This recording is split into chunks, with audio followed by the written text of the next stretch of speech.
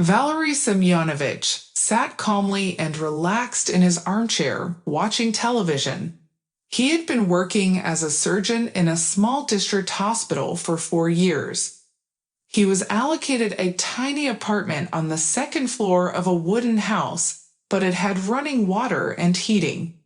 The salary was meager, and prices in the area were high. At the moment, he was resting, truly enjoying himself because it felt like a fairy tale rather than work. The nurses always tried to feed him. Valery couldn't remember the last time he bought food for himself because the patients, mostly from the villages, felt obligated to thank the surgeon who operated on their appendicitis or removed their ingrown toenails. Instead of money, they gifted him with groceries. Everything was different here compared to the big city, and bribes mainly consisted of natural products and gratitude.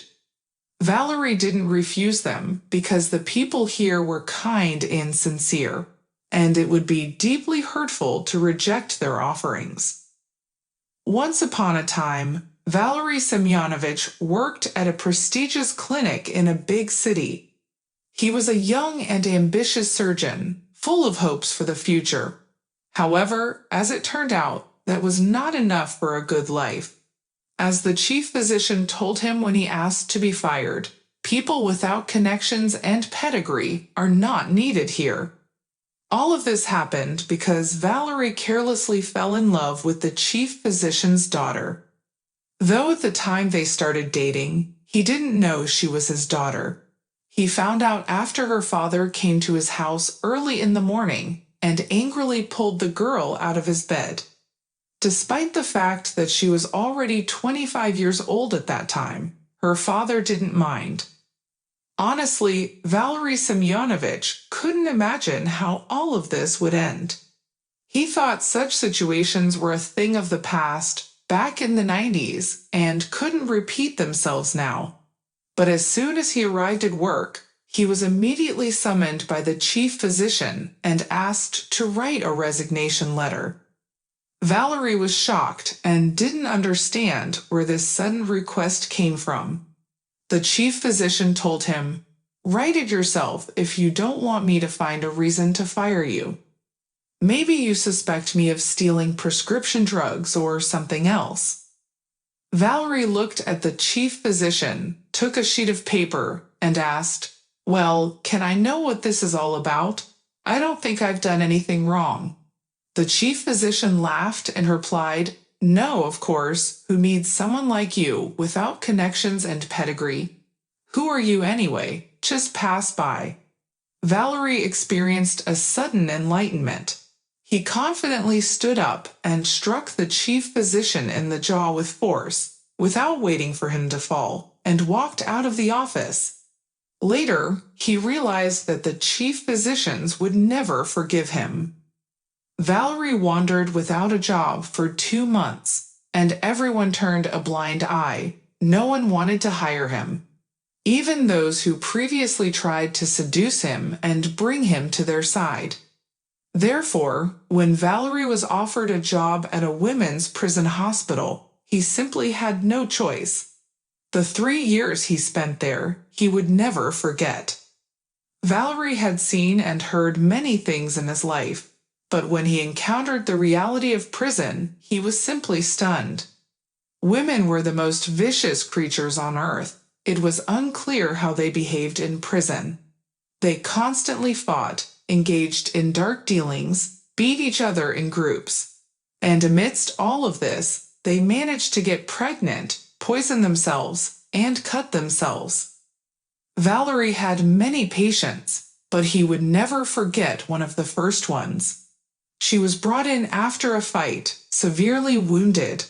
While she was unconscious, he said to the nurse, who was also an inmate, "If I had met her in ordinary life, I would have thought she was an angel.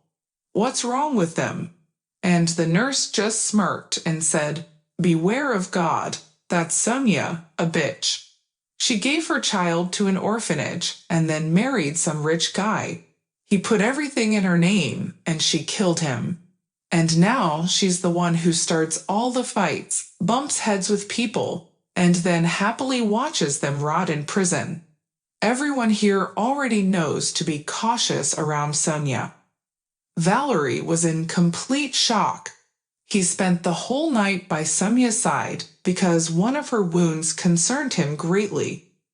He thought that if she survived, she would always have to wear concealing clothing.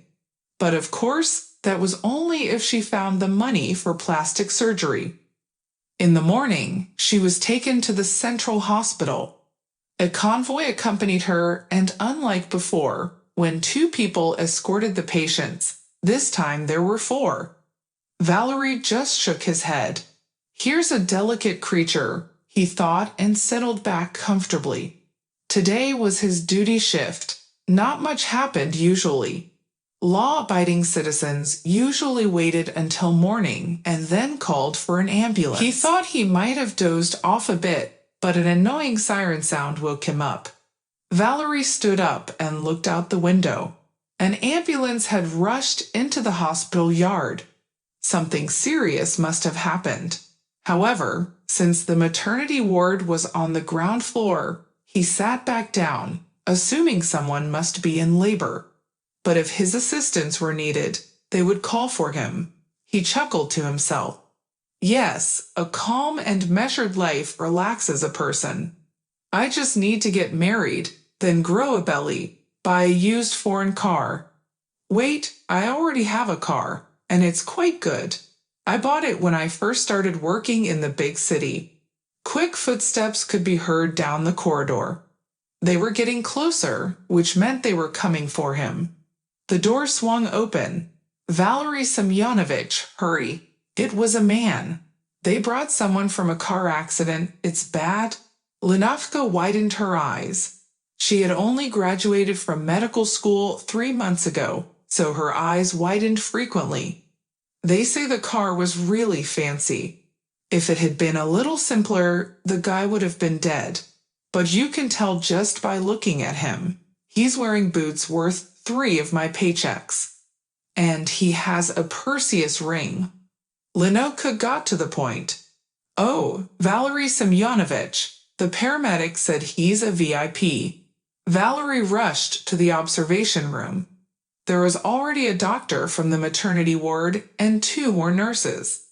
After a quick examination, the doctor commanded, "Prepare the operating room and the patient." His colleague asked him, "Valor, are you sure? It's one thing if he dies before, but if he dies on the operating table, are you suggesting we leave him?" The operation lasted 4 hours. Everyone in the hospital helped Valerie. Only 2 nurses remained at their posts. When they exited the operating room, the doctor who had suggested caution approached Valerie and said, "I don't understand what the hell you're doing here. You should be in a real hospital." Valerie smiled, but as you can see, his colleague came in handy. He shook his head, then extended his hand and took off his hat. "I've never seen anything like this before, and I've been in medicine for years," he said. Valerie Semyonovich hardly left the patient's side for 2 days. And when the patient regained consciousness and took a breath, he said, "Now I can finally get some sleep." He returned to the hospital after a day and immediately widened his eyes. "Lenovka, what's happening here?" he asked. The nurses rushed to tell him that the man he had reconstructed piece by piece asked for a phone and made a call somewhere. "Oh, Valerie Semyonovich, things have escalated here. So many people showed up, security, doctors from the capital. They're all in the room at once, new furniture and equipment. The chief physician looks pale. They say this guy is some kind of real oligarch. Unbelievable. They asked for you as soon as you can. It's the chief's order. All right, let me change my clothes." Valerie Semyonovich approached the ward. The guard glanced at his badge and immediately opened the door. Valera shook his head, feeling like the president. "I swear, hello, how are you feeling?" he said, addressing the patient. The patient looked at him and smiled. You, I assume, are the doctor who brought me back from the dead. But don't exaggerate. If it were your time to go, no one could have brought you back. So you were destined to live, and my gratitude is not that great, the patient said. Oh no, I've heard stories about you being a wizard. Thank you, I still have too many plans, so I owe you, stop it. Valerie replied, it's just my job. While Valerie examined the stitches and read the test results, the man spoke softly. If everyone did their job as well as you do, there wouldn't be any problems on the side. Here I am, the president of a huge company. You know how much money I have. I don't even know. I pay so much money to everyone around me, and yet at any moment, a wheel can fall off while I'm driving. How do people not understand that I will hold them accountable for it? Because they always hope. Maybe it will be fine. Maybe it won't fall off. Maybe I'll survive or maybe die. But it's definitely too early for you to die. He looked up. The patient was about 45, maybe a bit older. Perceptive eyes, a slight smirk, and that's despite the pain he was feeling now, which simply couldn't be absent. But if you say so, then let's live, the patient replied. By the way, my name is Arkady Andreevich, but for you, it's just Arkady, and I'm Valery Semyonovich. As you understand, in our fully state-funded hospital, we don't have half of the medications that you need, doctor. That's not even a question. He waved his hand, and immediately a man appeared next to him whom Valerie hadn't noticed before. The man was wearing a white coat, which made Valerie conclude that he must be the capital doctor. He had a hefty briefcase. He reached out his hand and said, Georgie, take a look. I think I have everything necessary. I made a plan, but Arkady Andreevich refuses to be treated with these medications without your approval. Arkady was supposed to be transferred to the capital in 3 weeks. He sat on the bed, able to stand up, but only for about 5 minutes. Valerie, I called as soon as I found out something. They somehow got close to this patient, despite their money. Arkady turned out to be a real guy. I'll be grateful. There are wonderful people here, but I want to do real work. I won't forget. And in general, I hope we won't lose each other, Arkady said. Arkady didn't deceive. A month later, Valerie said his goodbyes to everyone and headed towards Moscow, where a promising position awaited him. He was on the phone with the chief doctor, who said, the pay is good here, and we work diligently.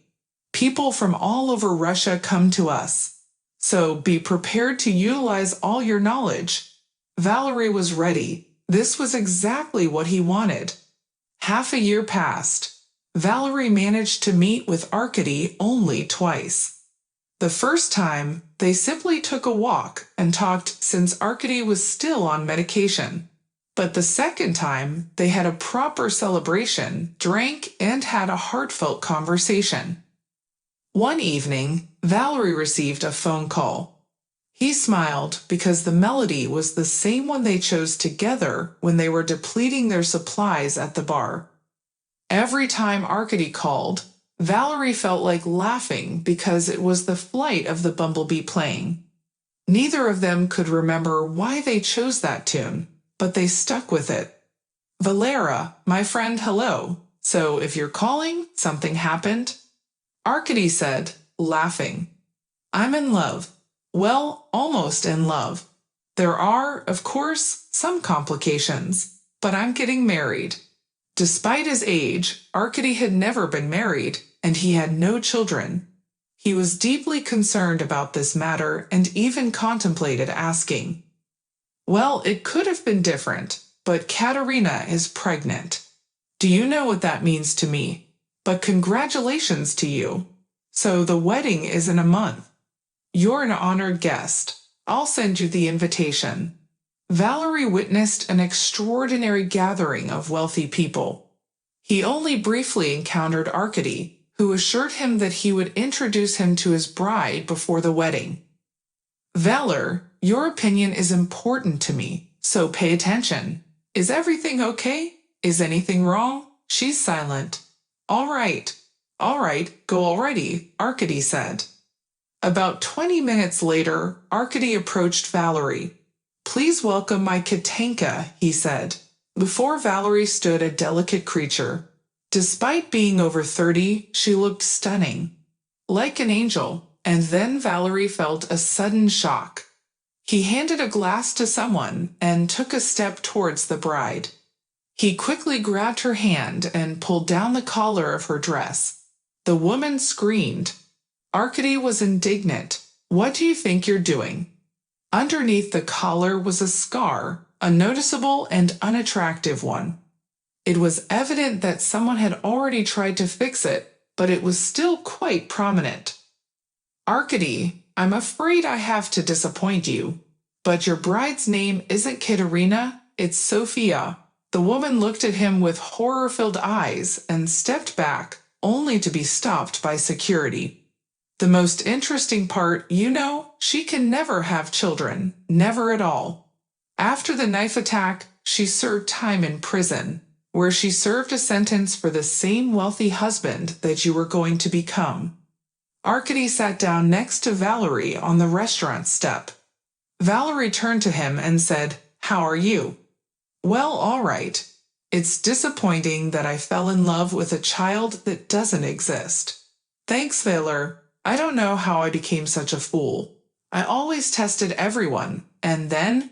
Yes, it's nothing. I spoiled your celebration. Shall we go have a drink? The tables are still set. Let's go. Arkady waved his hand, hugged his friend, and said, But I'm still getting married. I'll go to the city where you used to work, and I'll marry Lenashka. She always had those dreamy eyes, and she will give me 3 sons and a lovely daughter. Valerie laughed. 4 sons, no problem. The important thing is that she gives birth. If you enjoyed the story, I hope you'll show your support by clicking the thumbs up button.